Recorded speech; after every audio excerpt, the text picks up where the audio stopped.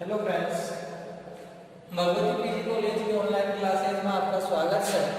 आज हम BSc third year के जो टॉपिक है डाइजेस्टिव सिस्टम ऑफ फ्रॉग, मेंढक के अंतर्गत जो पाचन तंत्र है उस पाचन तंत्र के बारे में वर्णन करेंगे। इससे पूर्व में हमने स्क्लियोडोन है उसके पाचन तंत्र के बारे में पढ़ा था, और जो वर्टिब्रेट होते हैं यानी कि स्तनधारी होते हैं उन स्तनधारियों के पाचन तंत्र में अपन ने सामान्य से जो पाचन अंग होते हैं उनके बारे में ही चर्चा की जाती है। जैसे इनका जो पाचन होता है वो एलिमेंट्री कैनाल यानी कि हाथ से में होता है, और हाथ के जितने भी भाग होते हैं वो पाचन तंत्र के अंतर्गत पड़े जाते हैं। तो हम मेंढक के पाचन तंत्र की जैसे ही बात करेंगे तो सबसे पहले इसका जो मेंढक का पाचन तंत्र होता है वो दो भागों से मिलकर बना होता है। तो यहाँ लिखेंगे अपन मेंढक के पाचन तंत्र दो भागों से मिलकर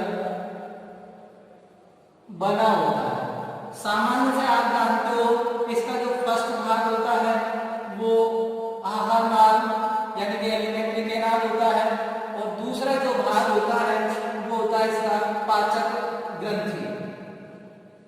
इन दो पार्टों के अंतर्गत अपन क्या करते हैं, डाइजेस्टिव सिस्टम है उसको क्या करेंगे, कंप्लीट करेंगे। अब जो एलिमेंट्री कैनाल होती है आप अच्छी तरीके से जानते हो कि मुख से लेकर और गुदा तक फैली हुई रहती है। अब इन मुख से लेकर और गुदा तक जो जो भाग होंगे वो सब क्या आएंगे, इसके अंतर्गत आएंगे। तो सबसे पहले अपन मेंढक की जैसे कि हारनाल है, हारनाल की हम बात करते हैं तो मेंढक एक क्या है, मांसाहारी जंतु है, मांसाहारी जंतु है। और मांसाहारी जंतु होने के साथ साथ इसकी एलिमेंट्री जो कैनाल होती है वो क्या होती है बेटा, छोटी होती है। यानी कि जो शाकाहारी जंतु होते हैं उनकी अपेक्षा क्या होती है, ये छोटी होती है। साथ ही अगर हम चर्चा करते हैं इसके एलिमेंट्री कैनाल के बारे में तो मुख से प्रारंभ होकर गुदा में समाप्त होती है। गुदा की जगह इस पर जो संरचना पाई जाती है वो होती है अवस्था। अवस्था एक ऐसा छिद्र होता है जहां पर जनन ग्रंथियां या जनन छिद्र और मूत्र जनन छिद्र होते हैं वो क्या होते हैं, ओपन होते हैं। तो उस छिद्र को अवस्था छिद्र के नाम से जाना जाता है। और ये जो एलिमेंट्री कैनाल होती है किसकी, मेंढक की, वो निम्न भागों से मिलकर बनी होती है। तो सबसे पहले हम भाग की अगर बात करते हैं तो इसमें आता है मुख, जिसे अपन माउथ के नाम से जानते हैं। फिर उसके बाद में दूसरा इसका जो भाग आएगा वो आएगा मुख गुहा, जिसे बकल कैविटी के नाम से जाना जाता है। ये भी किसका भाग है, एलिमेंट्री कैनाल का। नेक्स्ट इसके अंतर्गत जो आने वाला भाग है तीसरा वो है इसके अंतर्गत ग्रसिका। कौन सा भाग है, ग्रसिका, जिसे ईसोफेगस के नाम से जाना जाता है, वो भी इसके अंतर्गत आता है। चौथे अगर हम भाग की बात करते हैं तो वो होता है आमाशय, जिसे स्टोमच के नाम से जानते हैं। और इसके दो भाग हैं, इसके मेंढक के अंतर्गत पाए जाते हैं। एक तो होती है इसमें ग्रहणी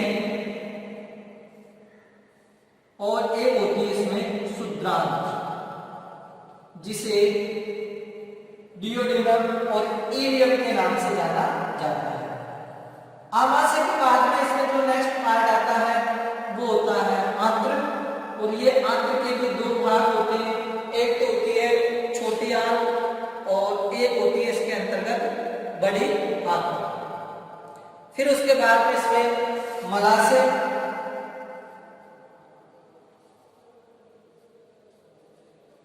मलाशय, और फिर इसके बाद में आता है इसमें अवस्था। इन भागों के रूप में या इन पॉइंटों के रूप में हम मेंढक की जो एलिमेंट्री कैनाल है उसको हम क्या करेंगे, कंप्लीट करेंगे। तो ध्यान देंगे स्टूडेंटों, पहले अगर इसका क्या बनाते हैं, डायग्राम बना लेते हैं इसकी एलिमेंट्री कैनाल का। मेंढक की जो एलिमेंट्री कैनाल है वो कहाँ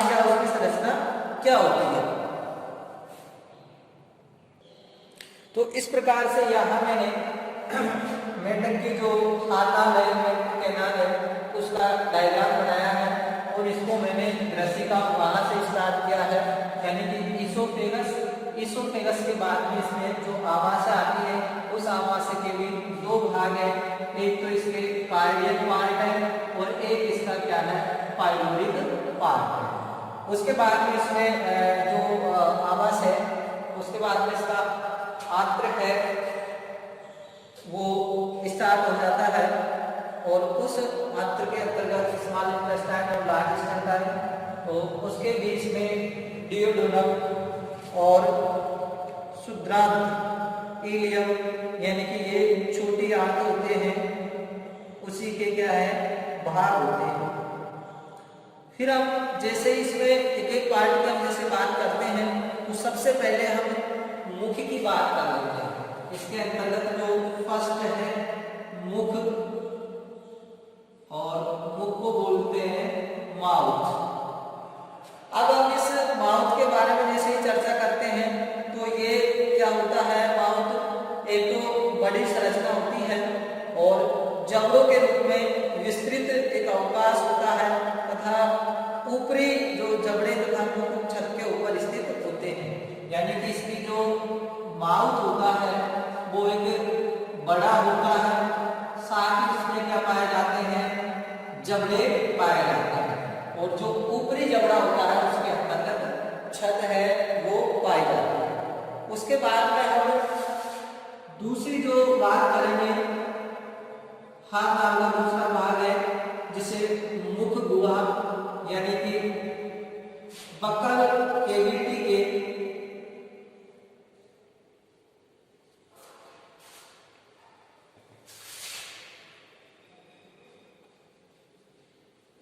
बकल केविटी के नाम से जानते हैं।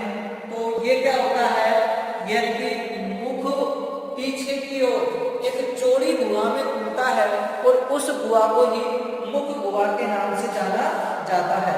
और जो मुख गुहा होती है वो जबड़ों और जो जीभ होती है, यानी कि इसके अंतर्गत एक तो जबड़े पाए जाएंगे, जबड़ों से भरी रहेगी, जीभ इसके अंतर्गत पाई जाएगी, साथ ही इसका जो निचला जबड़ा है वो हिल सकता है, जबकि जो ऊपरी जबड़ा होता है वो स्थिर रहता है, यानी कि निचला जबड़ा वो क्या कर सकता है हिल सकता है, अस्थिर होता है, जबकि जो ऊपरी जबड़ा होता है मानव में जैसे होता है, ऊपरी जो जबड़ा होता है वो क्या होता है स्थिर होता है। इसके बाद में जो मुख गुहा है उसके अंतर्गत निम्न संरचनाएं पाई जाती है और उन संरचनाओं के अंतर्गत सबसे पहले जो आती है वो आती है दांत, यानी कि टीथ जो है उसके अंतर्गत पाए जाते हैं। तो हम टीथ की जैसे ही बात करते हैं तो मेंढक के जो ऊपरी जबड़े होते हैं उनके अंतर्गत छोटे छोटे नुकीले हैं जो दांत पाए जाते हैं, साथ ही इसमें हुक के समान दांतों की एक कतार होती है जिन्हें जंबी का दांत, यानी कि इसमें जो जबड़ा होगा इस प्रकार से ये जबड़ा है, इस पर छोटे छोटे नुकीले ऐसे क्या पाए जाते हैं दांत पाए जाते हैं, और ये थोड़े कैसे होते हैं ऐसे होते हैं हुक के समान होते हैं जो कि क्या भोजन को आसानी से पकड़ लेते हैं, यानी कि ये जो भोजन है उन भोजन को मुख गुहा से बाहर जाने से रोकते हैं। क्या करते हैं, भोजन है उस भोजन को बाहर जाने से रोकने का कार्य करते हैं कौन, दांत। साथ ही मेंढक के जो दांत होते हैं वो शिखर दंती, समदंती और बहुबार दंती। एक तो होते हैं शिखर दंती, एक होते हैं समदंती और एक होते हैं बहुबार दंती। बहुबार दंती इनका मतलब क्या है, ये आकार एवं संरचना में क्या होते हैं समान, इसलिए इन्हें तो समदंती कहा जाता है। बहुबार ये होते हैं मतलब टूट जाते हैं फिर आ जाते हैं, तो ऐसे दांतों को बहुबार दंती के नाम से जाना जाता है। तो शिखर उन्हें कहा जाता है जो मतलब कि नुकीले होते हैं। तो इस प्रकार से मेंढक के जो दांत होते हैं उन दांतों दांतों का क्या होता है भाई, टाइप होता है। उसके बाद में भोमरी दंत होते हैं। सेकेंड इसके अंतर्गत दांत में एक है भोमरी दांत।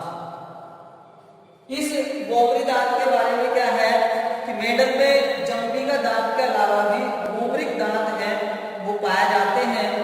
और जो मुख गुहा होते हैं उसकी जो छत होती है, जैसे मान लीजिए ये इसका मुख है और ये इसकी क्या है, गुहा है, और इसकी जो ये छत होती है इस छत पर ये क्या होते हैं, मध्य में पाए जाते हैं। और मध्य में पाए जाने के साथ साथ ये नुकीले भी होते हैं और नुकीले होने के साथ साथ ये शिकार को मारने का कार्य करते हैं। क्या करते हैं, ये शिकार को मारने का कार्य करते हैं। तो इस प्रकार से जो मेंढक की मुख गुहा के अंतर्गत दांत नुमा जो संरचना पाई जाती है उसका कार्य कंप्लीट हुआ। गुहा मुख पीछे की गुहा में खुलता है जिसे मुख गुहा के नाम से जाना जाता है। इसमें जबड़े होते हैं और मध्य में क्या होती है, जीभ होती है। साथ ही इसका जो ऊपरी जबड़ा होता है वो स्थिर होता है और जो निचली जबड़ा होता है वो क्या होता है, अचल यानी कि चलता रहता है। इसके बाद में टीथ की हमने जैसे ही बात की तो इसमें दांत के टाइप पाए जाते हैं, शिखरदंती, समदंती और बहुबार दंती। नेक्स्ट इसमें भोमरी जो कि वकल कैविटी होती है, उस वकल कैविटी के छत पर ये पाए जाते हैं। आगे हम जैसे गुहा के अंतर्गत जो संरचना पाई जाएगी वो है टंग यानी कि जीभ। मुख गुहा में ही आगे तीसरी जो संरचना की हम बात कर लेते हैं वो है जीभ। तो मेंढक के अंतर्गत जो जीभ होती है वो थोड़ी क्या होती है, लोंग होती है यानी कि लंबी होती है, जो आसानी से शिकार को क्या कर लेती है, पकड़ लेती है, मांसल होती है। और इसके अग्र सिरे पर मुक्त एवं खांच पाई जाती है। साथ ही इसमें स्वाद कलिकाएं और श्लेष्मा ग्रंथियां भी इसके अंतर्गत है वो पाई जाती है।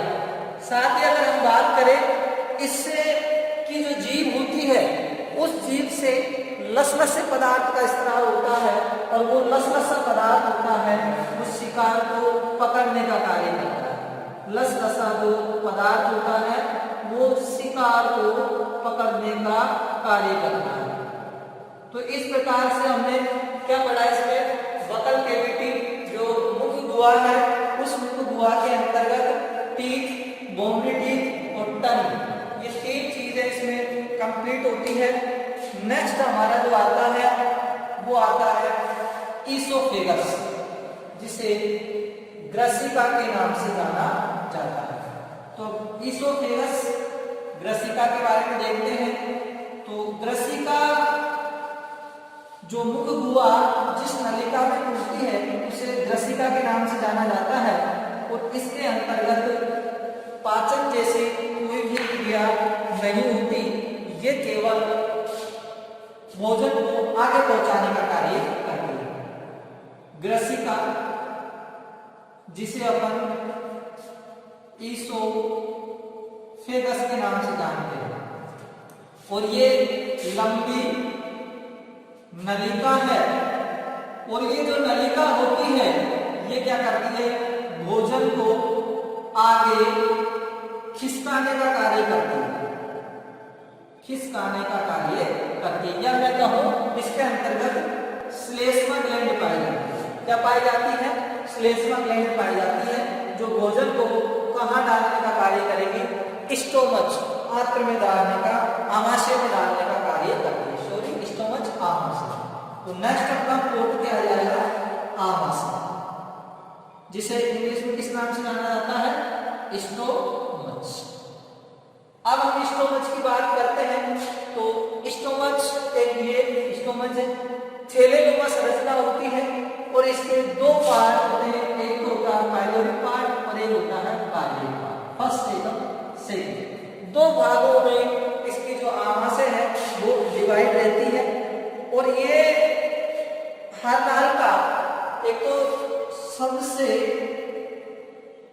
महत्वपूर्ण भाग है। और ये जो वक्ष गुहा होती है उस गुहा के, या अपन कहे देव गुहा या वक्ष में बाईं ओर स्थित होती है। जो वक्ष गुहा है उसमें बाईं ओर स्थित होती है। ये इसकी क्या है, पोजीशन होती है। साथ ही इसका जो थिलर जो भाग होता है, कार्डियक भाग, दो पार्ट है इसके। फर्स्ट है कार्डियक और दूसरा है पाइलोरिक। ये थोड़ा क्या होता है, बड़ा होता है, और आगे वाला भाग होता है किसका होता है, स्टोमच। पाइलोरिक छोटा नलिका के रूप में होता है, और कैसा होता है, ये पिछला भाग होता है।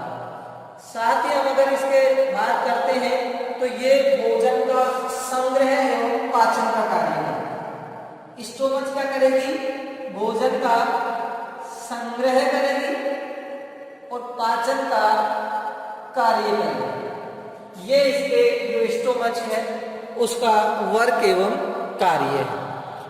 आगे हम जैसे ही चलते हैं स्टोमच के, तो हमारा आ जाता है इंटेस्टाइन, आंत्र, यानी जिसे अपन छोटी आंत्र के नाम से जानेंगे, छोटी आंत्र या बड़ी आंत्र।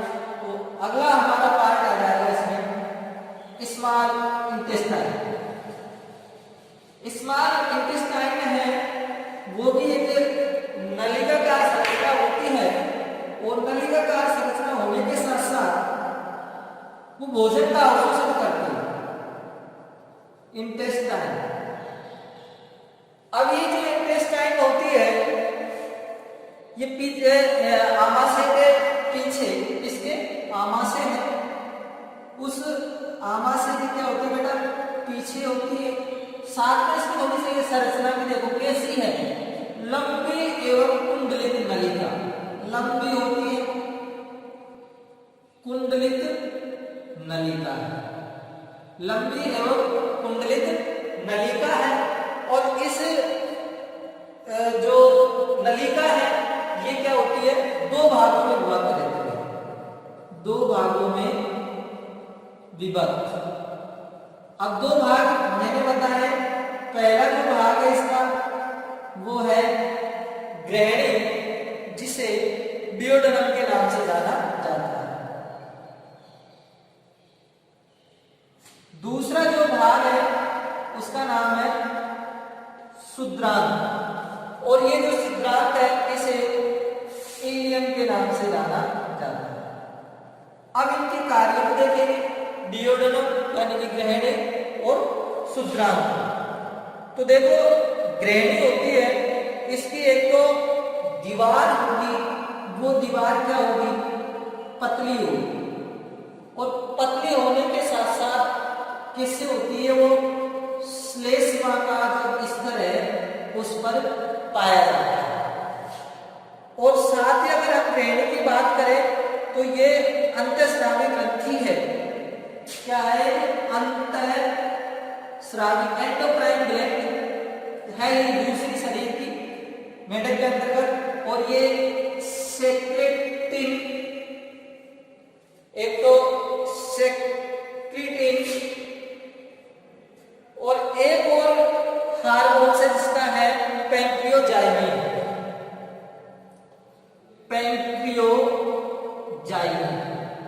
इन हार्मोन का क्या करती है, ये स्त्रावण करती है, जो भोजन का अपघटन व अवशोषण को ये बढ़ाती है। ये कार्य किसका है, डियोडेनम यानी कि ग्रहणी का।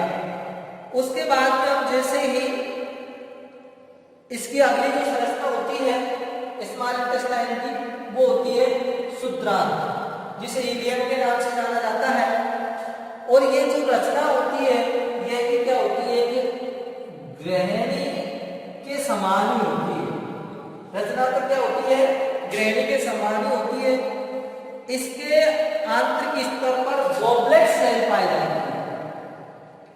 गोबलेट सेल्स होती है, वो किस पर पाई जाती है, आंतरिक स्तर। आंतरिक जो स्तर है उस पर गोबलेट सेल है वो पाई जाती है।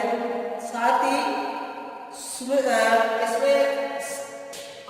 श्लेष्मा जो ग्लैंड होती है वो श्लेष्मा पाई जाती है और साथ ही स्लेश मेम्ब्रेन के साथ साथ इसमें विलाई यानी कि जो उंगली नुमा संरचना यानी कि जो श्लेष्मा ग्लैंड होती है ये कन्वर्ट हो जाती है किसमें, अंगुली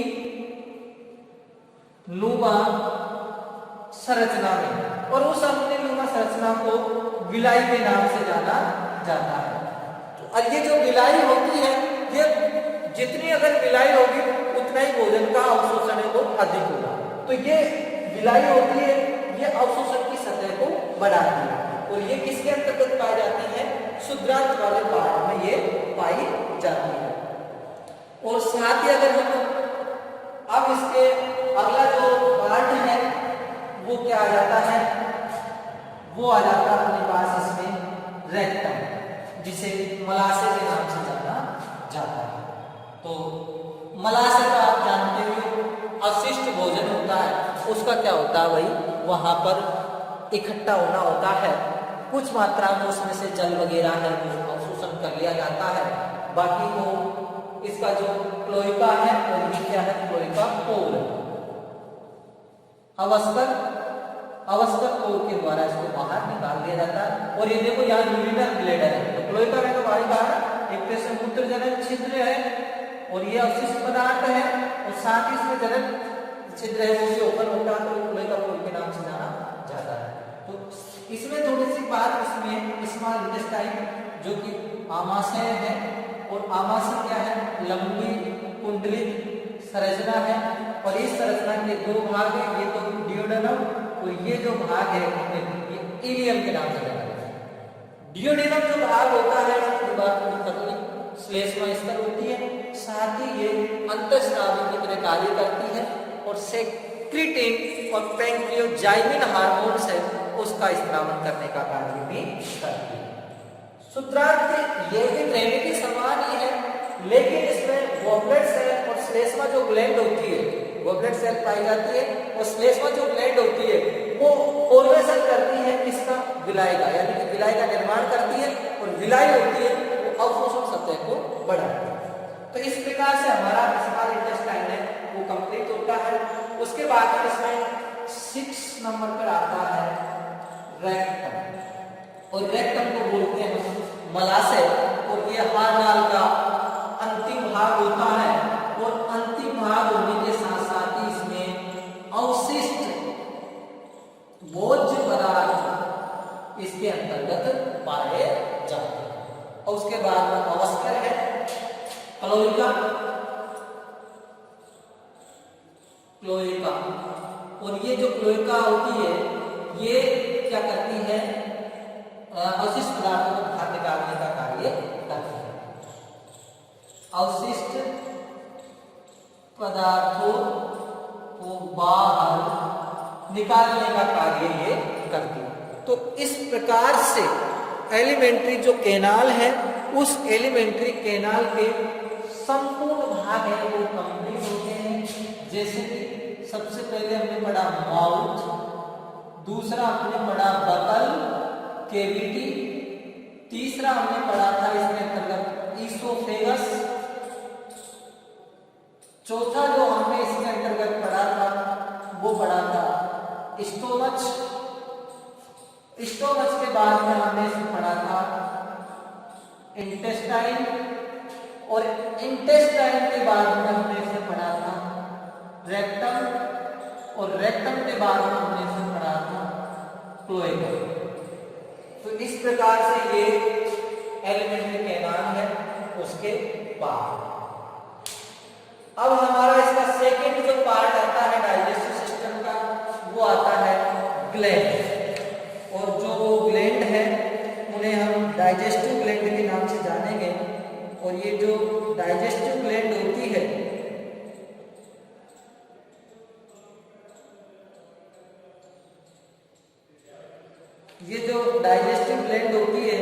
ये डाइजेस्टिव ग्लैंड दो है इसके अंतर्गत, मेंढक के अंतर्गत, एक तो यकृत है और एक अग्नाशय है। तो यकृत तो मैं आपको यही बता देता हूँ, ये रहा लीवर, दो पालियां होती हैं यकृत, और जो पैंक्रियाज है ये आपके अग्नाशय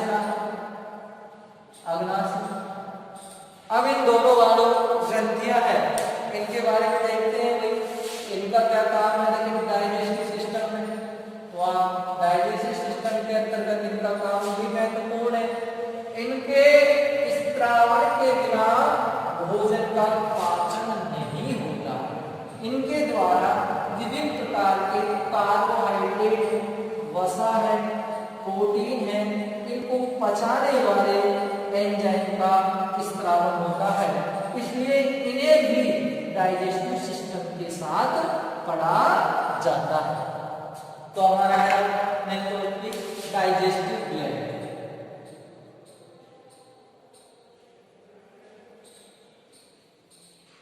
पाचन ग्रंथियां, डाइजेस्टिव ग्लैंड।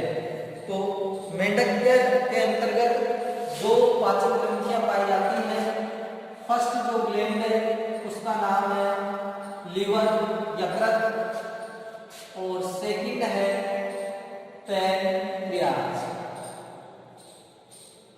यकृत और अग्नाशय पाचन ग्रंथियां हैं इसके अंतर्गत, जिसमें से सबसे पहले अपन यकृत की बात करते हैं। तो मेंढक में जो यकृत होता है वो देह हुआ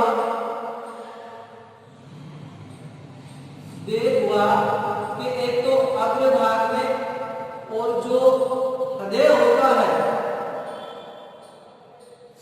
देह हुआ के अग्रभाग में, और हृदय के कुछ पीछे, हृदय के कुछ पीछे क्या होता है वो स्थित होता है। और ये लीवर है ये, और ये जो लीवर है द्विपालिक संरचना होती है। कैसी होती है? द्विपालिक संरचना होती है। साथ ही ये गहरे रंग की होती है। कैसी होती है? गहरे रंग की। और सबसे बड़ी ग्रंथि क्या होती है? सबसे बड़ी ग्रंथि होती है ये यकृत है। दो पाली, एक पाली की ये इसकी और एक पाली ये, परंतु ये जो इसकी जो पाली है वो क्या है? इसकी दाईं पाली है और ये इसकी बाईं पाली है। बाईं पाली के अंतर्गत एक छोटी सी पाली और पाई जाती है। तो अगर वैसे देखा जाए तो 3 पाली होती है, लेकिन इसे 2 पाली में विभक्त, क्योंकि एक जो पाली है सेकंड पाली का भाग है। साथ ही अगर आप कहें इसकी जो यानी कि जो यकृत है, उस यकृत के नीचे एक मटर के दाने के समान स्ट्रक्चर पाई जाती है, जिसे गॉल ब्लैडर के नाम से जाना जाता है, जिसमें यकृत से यकृत रस यकृत नलिका के द्वारा आकर इसमें इकट्ठा होता है। और ये इस गॉल ब्लैडर से नलिका निकलती है, और वो नलिका मिलकर कॉमन बाइल डक्ट के नाम से जानी जाती है। यानी कि गॉल ब्लैडर की नलिका और यकृत की नलिका दोनों मिलकर कॉमन बाइल डक्ट मिलाती है। कॉमन बाइल डक्ट के नाम से जानी जाती है, यानी जिसे पित्त रस जाना जाता है। और ये जो यकृत होती है ये कहाँ ओपन होती है? जो आपके डियोडेनम यानी कि जो क्या नाम से आंत्र का भाग है उसके अंतर्गत ये ओपन होती है। इंटेस्टाइन का जो पार्ट है उसमें आकर ये ओपन होती है, यानी कि ग्रैनी में खुलती है। Common bile duct, common bile duct ये कहाँ ओपन होती है? ये ग्रैनी में ओपन होती है और अपने रस का स्राव कर देती है। साथ में अगर हम इसके बाद में दूसरी जो ग्लैंड है, ये शरीर की दूसरी बड़ी ग्रंथि है, और ये एंडोक्राइन व एक्सोक्राइन यानी कि दोनों ही टाइप की होती है। अंतःस्रावी भी होती है और बहिःस्रावी भी होती है, यानी कि दोनों ही तरह की होती है, अंतःस्रावी और बहिःस्रावी। और ये जो होती है वो हल्के पीले रंग की होती है। और स्थिति कहाँ होती है? ये जिसकी स्थिति होती है ये आप यकृत के नीचे या इसके जो डियोडेनम होती है, आंत होती है, इसके दोनों ओर एक पत्ती नुमा संरचना में ये फैली होती है, लीफ लाइक संरचना फैली होती है। और इसके द्वारा जो स्रावित एंजाइम वगैरह होते हैं वो भी इसके नाम से कॉमन बाइल डक्ट में होती है, और इससे